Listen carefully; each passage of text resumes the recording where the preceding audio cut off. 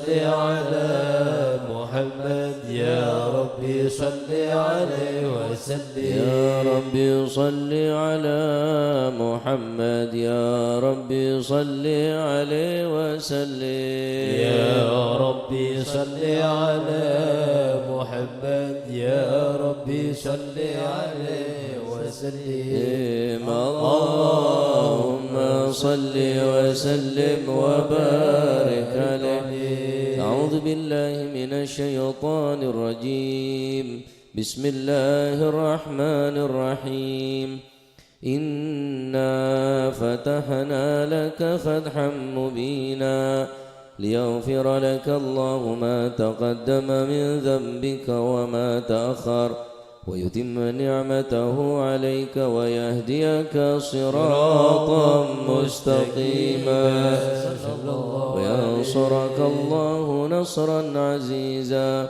لقد جاءكم رسول من أنفسكم عزيز عليه ما عنتم حريص عليكم بالمؤمنين رؤوف رحيم. يا رحيم فإن تولوا فقل حسبي الله لا إله إلا هو عليه توكلت وهو رب العرش العظيم. إن الله وملائكته يصلون على النبي يا أيها الذين آمنوا صلوا عليه وسلموا تسليما. اللهم صل وسلم وبارك عليه. السلام عليك زاد والأنقياء.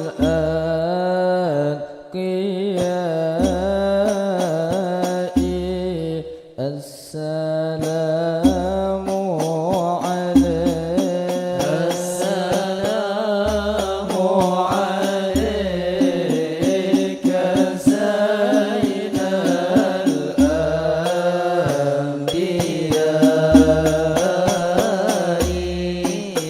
السلام عليك السلام عليك أصفى الأصفياء.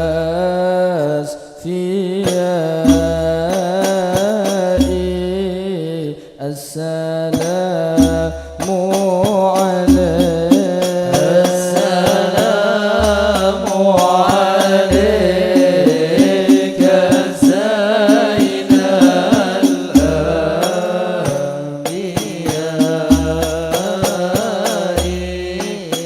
السلام عليك السلام عليك أزكى الأزكياء.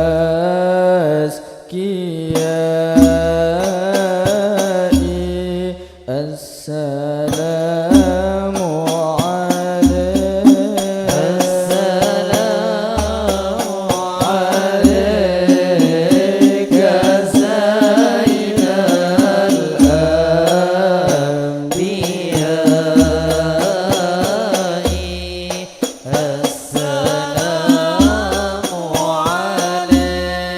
السلام عليك زين الأنبياء. السلام عليك السلام عليك أتقى الأتقياء. السلام عليك السلام عليك زين الأنبياء. السلام عليك السلام عليك أتقى الأتقياء. السلام عليك السلام عليك من رب السماء. السلام عليك السلام عليك دائم بلا انقضاء. السلام عليك السلام عليك زين الأنبياء.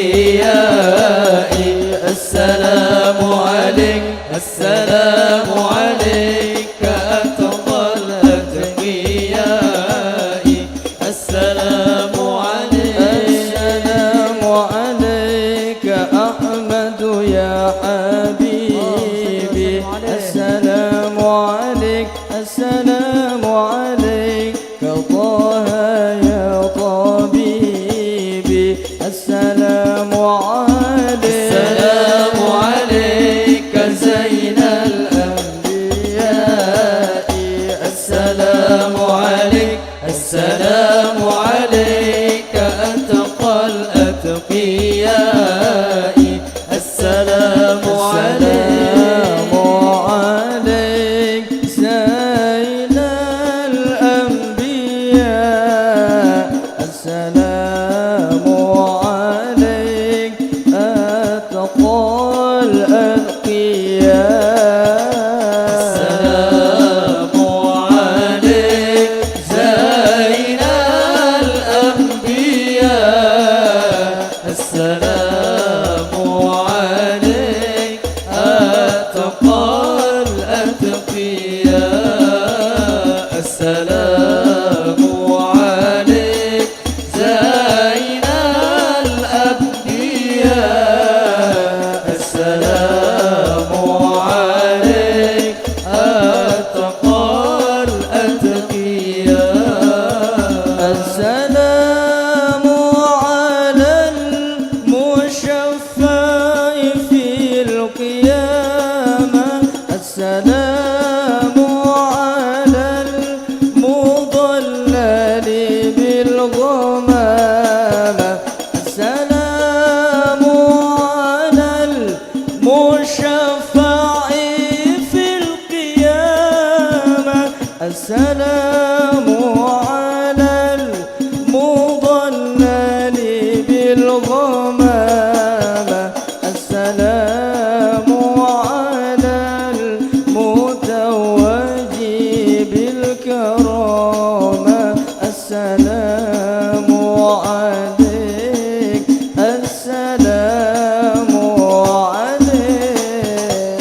السلام عليك زين الأنبياء السلام عليك أتقى الأتقياء السلام عليك زين الأنبياء السلام عليك أتقى الأتقياء اللهم صل وسلم وبارك عليه اللهم صل وسلم وبارك عليه وعلى آله وصحبه بسم الله الرحمن الرحيم الحمد لله القوي سلطانه الواضح برهانه المبسوط في الوجود كرمه وإحسانه صلى الله عليه تعالى مجده وعظم شانه صلى الله خلق عليه الخلق الحكمة وطوى عليها علمه وبسط لهم من فائض المنة ما جرت به في أقداره القسمة صلى الله عليه فأرسل إليهم أشرف خلقه وأجل عبيده رحمة صلى الله تعلقت إرادة الأزلية بخلق هذا العبد المحبوب فانتشرت آثار شرفه في عوالم الشهادة والغيوب صلى الله عليه فما جل هذا المن الذي تكرم به المنان وما أعظم هذا الفضل الذي برز من حضرة الإحسان سورة كاملة ظهرت في هيكل محمود فتعطرت بوجودها كناف الوجود وطرزت برد العوالم بطراز تكريم اللهم صل وسلم أشرف الصلاة وتسليم على سيدنا ونبينا محمد الرؤوف الرحيم اللهم صل وسلم وبارك اللهم صل وسلم وبارك عليه وعلى آله. تجلى الحق في عالم قدسه الواسع تجليا قضى بانتشار فضله في القريب والشاسع صلى الله عليه. فله الحمد الذي لا تنحصر أفراده بتعداد ولا يمل تكراره بكثرة ترداد، حيث أبرز من عالم الإمكان صورة هذا الإنسان صلى الله عليه ليتشرف بوجوده ثقلان وتنتشر بفضل الله عما تضمنه الجنان من التصديق بها والإذعان صلى الله عليه. تثبت بها بالصدور من الإيمان قواعد وتدعو على أهل اليقين من سر ذلك الإذعان والتصديق شواهد. صلى الله عليه. وأشهد أن سيدنا محمدا العبد الصادق في قوله وفعله والمبلغ عن الله ما أمره بتبليغه لخلقه من فرضه ونفله، عبد أرسل الله للعالمين بشيرا ونذيرا صلى الله فبلغ الرسالة وأدى الأمانة وهدى الله به من الأمة بشرا كثيرا، فكان في ظلمة الجهل للمستبشرين سراجا وقمرا منيرا. صلى الله عليه. فما أعظم من منة تكرم الله بها عن البشر، وما أوسع من نعمة إذ نشر سرها في البحر والبر. اللهم صل وسلم بأجل الصلوات وأجمعها وأزكى التحيات وأوسعها على هذا العبد الذي وفى بحق العبودية صلى الله عليه. وبرز فيها بخلعة الكمال وقام بحق الربوبية في مواطن الخدمة لله وأقبل عليه غاية الإكمال. صلاة يتصل بها روح المصلي عليه به وينبسط في قلبه نور سر تعلقه به وحبه ويكتب بها بعناية الله في حزبه وعلى آله وصحبه الذين ارتقوا صوة المجد بقربه صلى الله عليه. وتفيأوا ذلال الشرف الأصلي بوده وحبه ما عبر الأكوان بنشر ذكراهم نسيم. اللهم صل وسلم أشرف الصلاة وتسليم على سيدنا ونبينا محمد الرؤوف الرحيم. اللهم صل وسلم وبارك عليه. اللهم صل وسلم وبارك عليه وعلى آله وصحبه. أما بعد، فلما تلقت إرادة الله في العلم القديم بظهور أسرار التخصيص للبشر الكريم بالتقديم والتكريم صلى الله عليه. نفذت القدرة الباهرة بالنعمة الواسعة والمنة الغامرة، فانفلقت بيضة التشوير في العالم المطلق الكبير عن جمال مشهود بالعين حاول لوصف الكمال المطلق والحسن التام والزين صلى الله عليه. فتنقل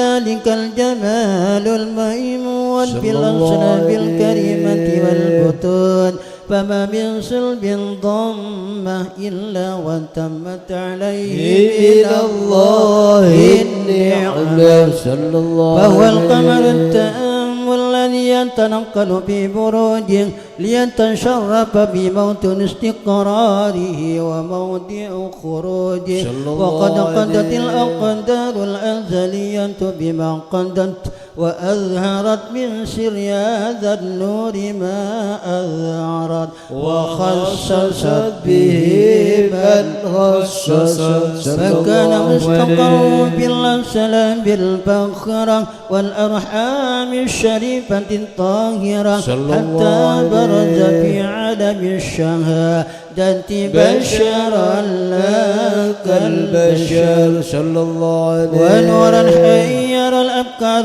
دوره وبارا فتعلقت همة الراقم لهذه الحروف صلى الله عليه بأن يرقم في هذا القرطاس ما هو لديه من عجائب ذلك النور معروف صلى الله عليه. وإن كانت الألسن لن تبي بعشر أوصاف ذلك الموصوف تشويقا للسامعين من خواص المؤمنين وترويحا للمتعلقين بهذا النور المبين صلى الله عليه. وإلا فأن لم تعرب الأقلام عن شؤون خير الأنام ولكن هذا إلى تدوين ما حبته من شر أشرف المخلوقين وما أكرم الله به في مولده من الفضل الذي عم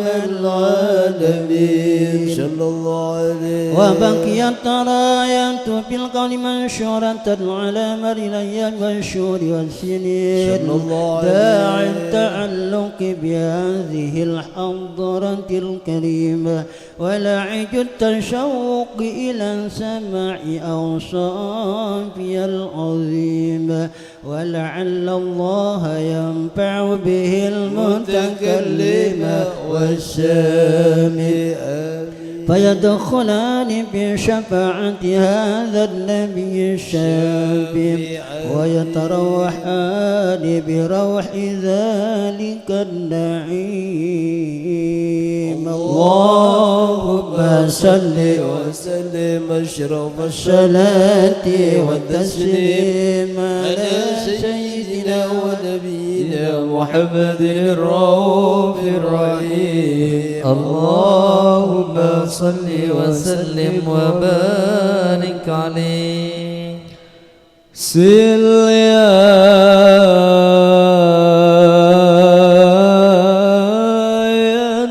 نبي سل يا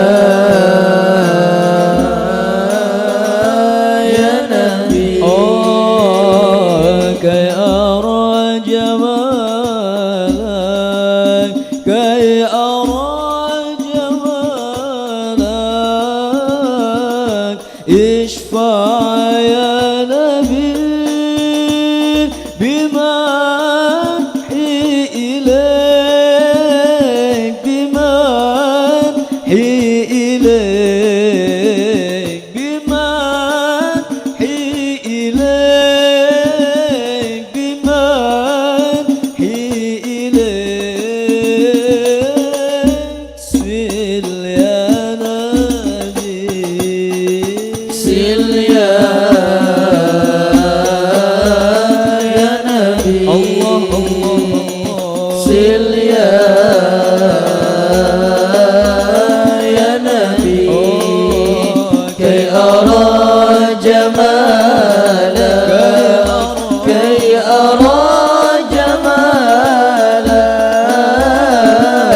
اشفع يا نبي بمدحي إليك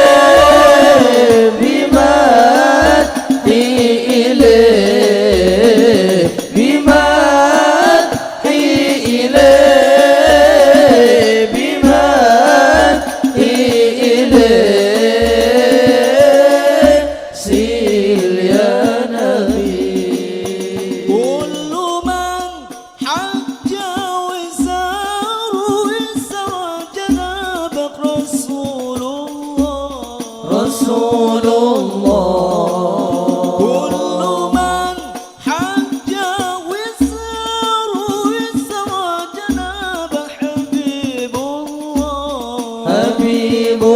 الله وجبا يا نبي وجبا يا نبي وجبا يا نبي يا نبي شفعت عليه شفعت عليه صل يا نبي صل يا نبي كي أرى جمالك كي أرى جمالك اشفع يا نبي بمدحي إليه بمدحي إليه بمدحي إليه بمدحي إليه سل يا نبي إني أراه ولا إلى غيره افتقر خاب من عرف الإله ولا إله غيره استقر الملك ملكك واحد ونظام ملكك مستمر الملك ملك واحد ملك مستمر يا سعد من عرف الكريم وجاء يسعى واعتذر يا سعد من عرف الكريم وجاء يسعى واعتذر ناداه أنت إلهنا اغفر لعبد قد عثر إني عرفتك بالصفات العاليات وبالقدر وبالقضاء وبالغنى أغنيت عبدا قد شكر إني عرفتك بالصفات العاليات وبالقدر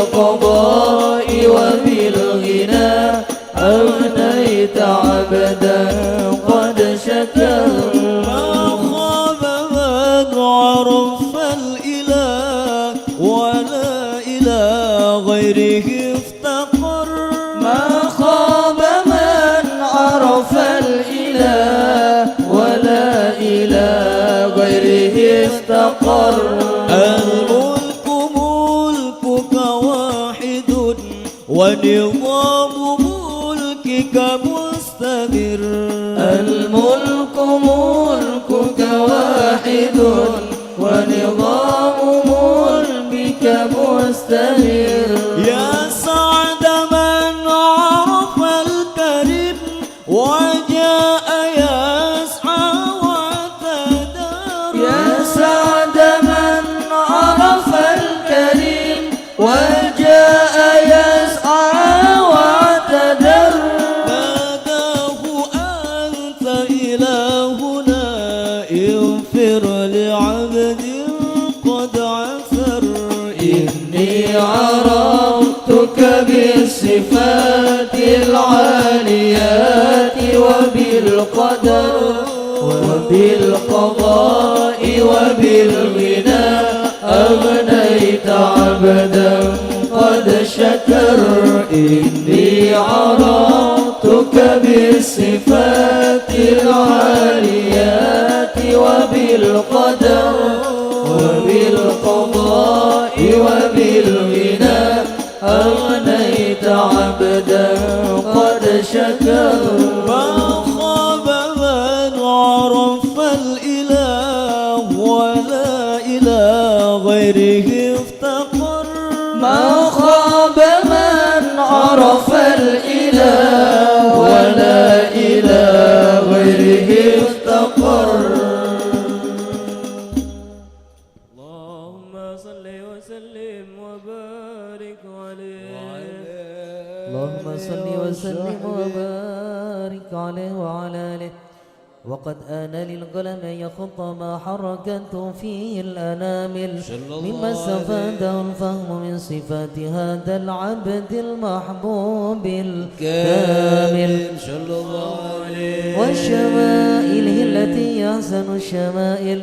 وهنا حسن أن نثبت ما بلغ إلينا في شأن هذا الحبيب من أخبار وآثار. يتشرف بكتابة القلم والقرطاس وتتنزه في حدائق الأسماء والأبصار. وقد بلغنا في الأحاديث المشهورة أن أول شيء خلقه الله والنور المودع في هذه السورة صلى الله عليه. فنور هذا الحبيب أول مخلوق برز في العالم ومنه تفرع الوجود خلقا بعد خلق فيما حدث وما تقدم صلى الله عليه. وقد أخرج عبد الرزاق بسند عن جابر بن عبد الله الأنصاري رضي الله عنهما قال: قلت يا رسول الله بأبي وأمي أخبرنا عن أول شيء خلق الله قبل الأشياء. قال: يا جابر إن الله خلق قبل الأشياء نور نبيك محمد صلى الله عليه وسلم من نور صلى الله عليه. وقد ورد من حديث أبي هريرة رضي الله عنه أنه قال: قال رسول الله صلى الله عليه وسلم: كنت أول النبيين في الخلق وآخرهم في البعث صلى الله عليه. وقد تعددت الروايات بأنه أول الخلق وجودا وأشرفهم مولودا. ولما كانت السعادة الأبدية لها ملاحظة خفية اختصت من شاءت من البرية بكمال الخصوصية صلى الله عليه. فاستودعت هذا النور المبين أصلاب وبطون من شرفته من العالمين. فتنقل هذا النور من صلب آدم ونوح وإبراهيم عليه السلام حتى أوصلت يد العلم القديم إلى من خصصته بالتكريم أبيه الكريم عبد الله بن عبد المطلب ذي القدر العظيم ومن الذي في المخاوف آمنة السيدة الكريمة آمنة. فتلقاه صلب عبد الله فألقاه إلى بطنها فضمت أحشاؤها بمعونة الله محافظة على حق هذه الدرة وصونها. فحملت برعاية الله كما ورد عنها حملا خفيفا لا تجد له ثقلا ولا تشكو منه ألما ولا عللا حتى مر الشهر بعد شهر من حمله وقرب وقت بروز إلى عالم الشهادة لتنبسط على أهل هذا العالم فيوضات فضله وتنتشر في آثار مجده الصميم. اللهم صل وسلم أشرف الصلاة والتسليم على سيدنا ونبينا محمد الرؤوف الرحيم. اللهم صل وسلم وبارك عليه. اللهم صل على محمد يا ربي صل عليه وسلم. اللهم صل على محمد يا ربي صل عليه وسلم. اللهم صل على محمد يا ربي صل عليه وسلم. اللهم صل على محمد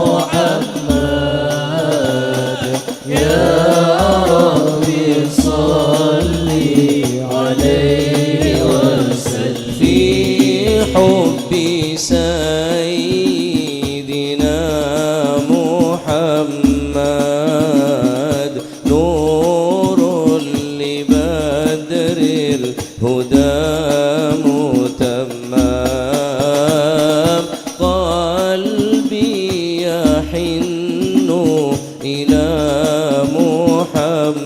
محمد ما زال من وجده متيما اللهم صل على محمد يا ربي صل عليه وسلم اللهم صل على محمد يا ربي صل عليه وسلم ما لي حبيب سوى محمد خير الرسول النبي المكرم شوق المحب إلى محمد أفناه ثم به تهيم اللهم صل عليه على محمد يا ربي صل عليه وسلم اللهم صل على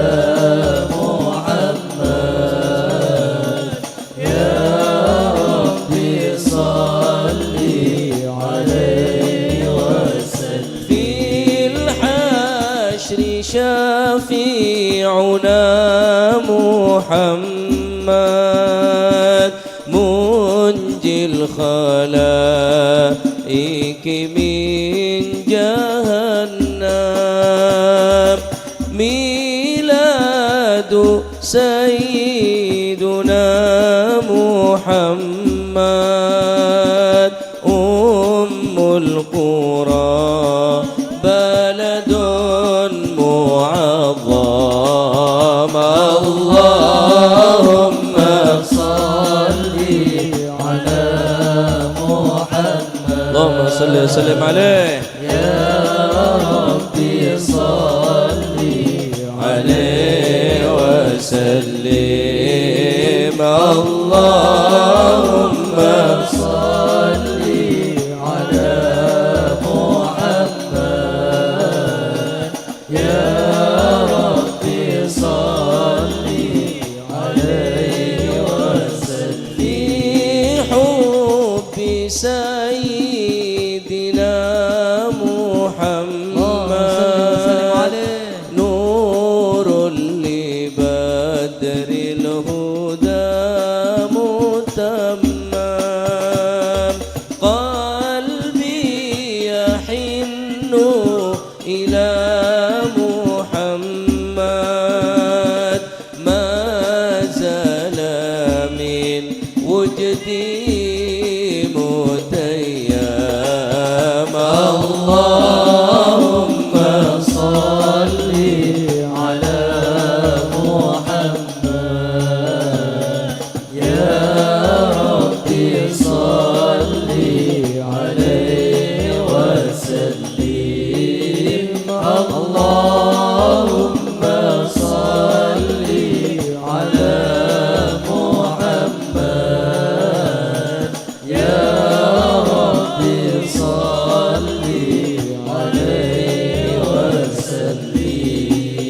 وسلم اللهم صل وسلم وبارك عليه وعلى آله فحين قرب أوان وضع هذا الحبيب علنت السماوات والأرض ومن فيهن بالترحيب صلى الله عليه وأمطار الجود الإلهي على أهل الوجود تثيج والسلة الملائكة بتبشير للعالمين تعيش سبحان الله والحمد لله ولا إله إلا الله والله أكبر سبحان الله والحمد لله إله إلا الله والله أكبر سبحان الله والحمد لله ولا إله إلا الله والله أكبر. والقدرة كشفت كناع هذا المستور ليبرز نوره كاملا في عالم الظهور نورا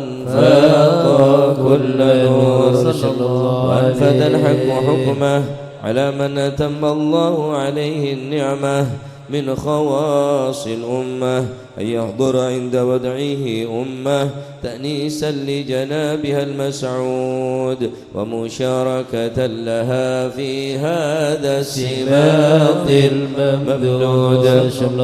فحضرت بتوفيق الله سيدة مريم سيدة آسيا ومعهما من الحور العين من قسم الله له من الشرف بالقسمة الوافية. أتى الوقت الذي رتب الله على حضوره وجود هذا المولود فانفلق صبح الكمال من النور عن عمود وبرز الحامد المحمود مذعنا لله بالتعظيم والسجود. صلى الله على محمد صلى الله عليه وسلم صلى الله على محمد صلى الله عليه وسلم.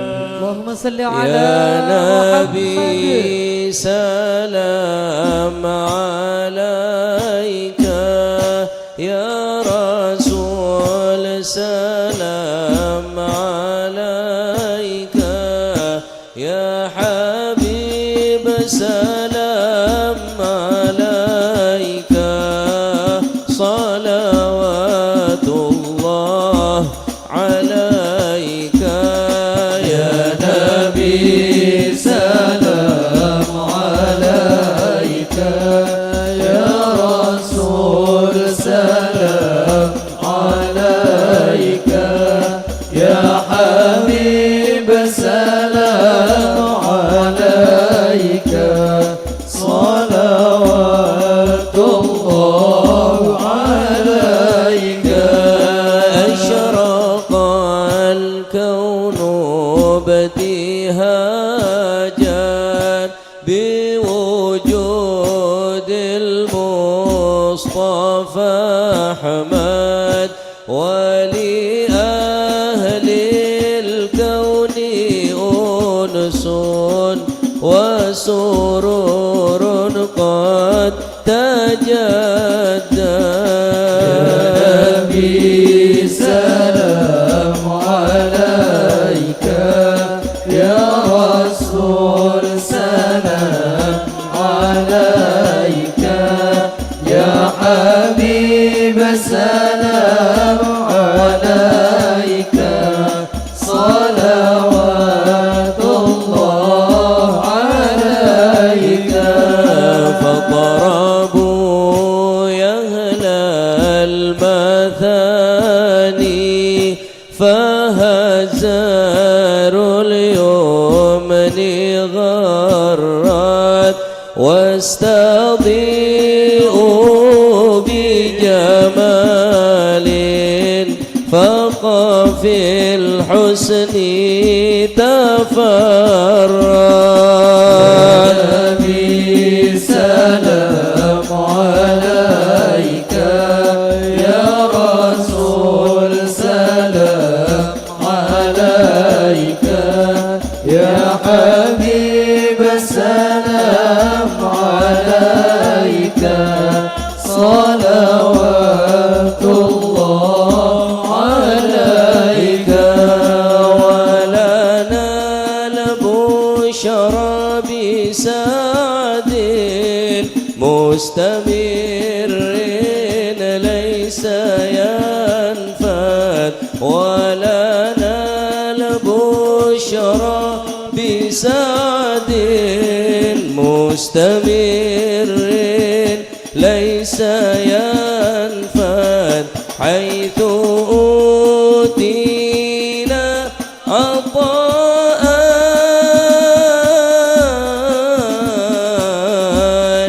جمع الفخر المؤبد.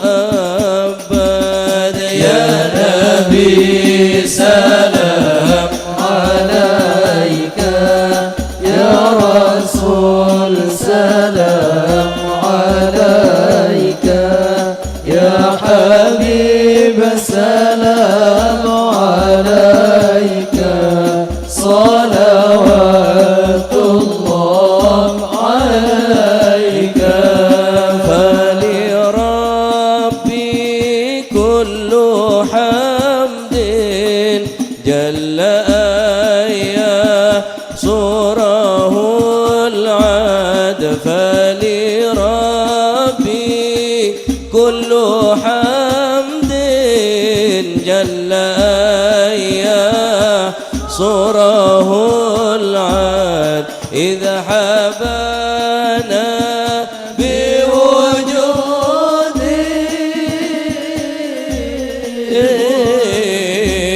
لمصطفى الهادي محمد صلى الله عليه سلام عليك الله يا رسول سلام عليك يا حبيب سلام عليك صلوات الله عليك مرحبا يا رسول الله أهلا مرحبا بك إنا بك نسعد مرحبا مرحبا يا نور العين مرحبا مرحبا جد حسيني مرحبا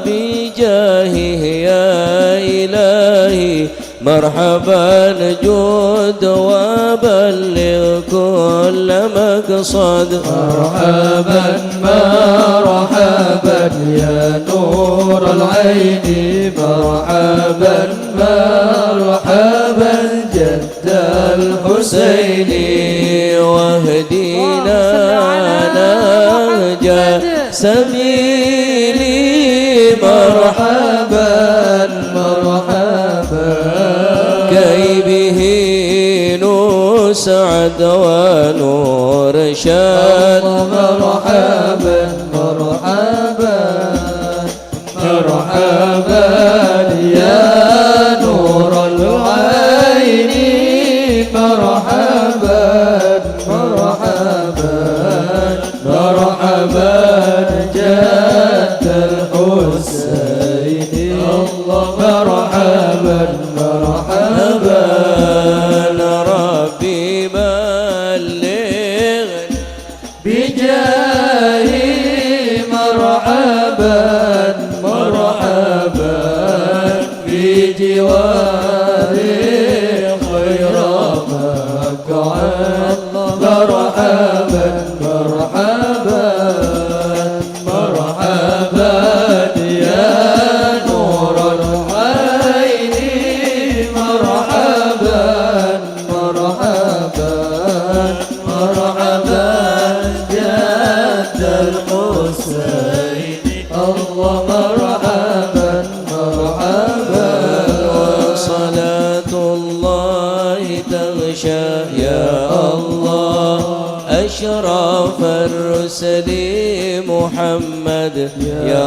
الله ربي اغفر لي ذنوبي يا الله ببركة الهادي محمد يا الله وسلام مستمر يا الله كل حين يتجدد يا الله اغفر لي ذنوبي يا الله ببركة الهادي محمد يا الله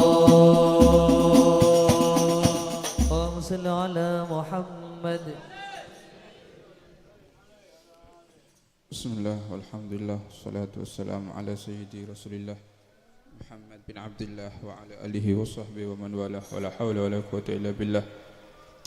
قال رضي الله عنه يوم الجمعة ببيته مخاطبا سيد محمد بن زين بعبد: الآن أهل وقتنا كلهم مقبلين على الدنيا وأهمل الآخرة، من منا معشر الإخوان أتى في هذا اليوم ب1000 من لا إله إلا الله ليت الواحد إذا صرف غالب نهاره في طلب الدنيا يصرف جزءا منه في الآخرة كان بعضهم كل يوم يخبز 3 مصاري ويجلس بها عند خلفته وكل من عبر يعطيه منها ويقول هذا عشاء قبري وكان بعضهم يتعشى كل ليلة كسرة يابسة ويقول عندها اللهم إني أبرأ إليك min kulli dhi kabidin ja'i. Al-Habib Ali bin Muhammad Al-Habsyi beliau mengatakan ketika di rumahnya Sayyid Muhammad Ba'bud, waktu orang zaman sekarang ini dia lebih banyak menerima dunia dan lalai terhadap akhiratnya. Berapa banyak dari kita, apakah ada dari kita yang membaca la ilaha illallah 1000 kali? Tidak ada. Padahal dahulu para habaib, para ulama dahulu membaca la ilaha illallah 25.000 kali. Al-Habib Abdullah bin Husin bin Tahir itu kalau membaca la ilaha illallah 25.000 kali. Ya Allah 25.000 kali. Saiki kalau ada seandainya satu aja yang berwirid la ilaha illallah 1000 kali, mungkin jarang sekarang. Wong bengi ndelok TikTok kate turu ndak selawatan ndelok TikTok sean. Dulu amal-amalnya orang dulu itu kalau dia malam hari dia sudah menyiapkan 3 mud. 3 mud roti dia siapkan, dia tunggu di depan rumahnya. Setiap ada orang lewat disiapkan, dikasihi sama 3 mud roti gandum. 3 mud gandum itu kalau ada orang lewat disiapkan. Kemudian dia mengatakan hada asya gobri, ini adalah makan malam kuburanku. Maksudnya setiap malam dia sedekah untuk amalnya nanti di akhirat di kuburan. Ada lagi amal dari mereka, kalau mereka malam hari makan roti kering. Ada satu ulama yang makan roti kering, dia itu berdoa, ya Allah jangan sampai saya diadab gara-gara roti kering ini ya Allah. Yang saya takutkan saya makan roti kering ini tetangga saya tidak makan. Jadi yang dipikirkan tetangganya. Kalau kita kan enggak, ada makanan mewah, enggak mikir tonggo wis apa jari mburi wis. Kalau mereka walaupun makanan roti kering yang mereka pikirkan, apakah tetangga saya bisa makan? Ya Allah, aku makan roti kering ya Allah. Anggapannya gitu. Kalau seandainya tetangga saya kelaparan, saya minta maaf. Saya cuma punya roti kering dan saya makan. Sampai roti kering pun mereka masih mikirkan ya. Jauh Pak. Habib Soleh Tanggul itu rumahnya dekat stasiun. Kalau kereta berhentinya 12:30 siang, Habib Soleh Tanggul baru makan jam 1. Kenapa? Nunggu tamu turun dari stasiun BE ono dayo. BE ada tamu. Jadi jam 1 sudah siap. Jam 1 tidak ada tamu, beliau makan. Sebelum jam 1 beliau tidak makan. Beliau mengharap ada tamu. Ya. Kadang dayo ketika wis tolak alafu yo. Zojati tidak masak yo kena ini. Padahal dahulu Habib Soleh Tanggul kereta 12:30 turun di stasiun Tanggul. Habib Soleh Tanggul banyak tamunya. Beliau tidak makan, nunggu sampai jam 1. Kalau jam 1 belum ada tamu baru beliau makan. Sebelum itu beliau tidak makan. Jauh ya amalnya kita sama amal-amalnya mereka jauh. Mudah-mudahan kita mendapatkan barokahnya mereka. Amin Allahumma amin ya. Hartanya ahli zaman sekarang ini, amwal ahlu hadis zaman. Hartanya ahli zaman sekarang ini tidak menolong mereka kecuali qatir rahim. Hati-hati katanya Pak Habsyi. Satu suapan makan itu bisa menolong Anda nanti di surga, di nerakanya Allah SWT. Berkat satu potongan roti yang asalnya Anda bisa masuk neraka, diangkat oleh Allah jadi masuk surga. Harta orang zaman sekarang ini tidak ada yang menjurus kecuali qati'ur rahim ya. Banyak kakak sama adik tukaran gara-gara warisan. Durung 40 dino wis diseket. Saudara sama saudara rebutan warisan, kakak sama adik rebutan warisan. Belum 100 hari sudah diseket.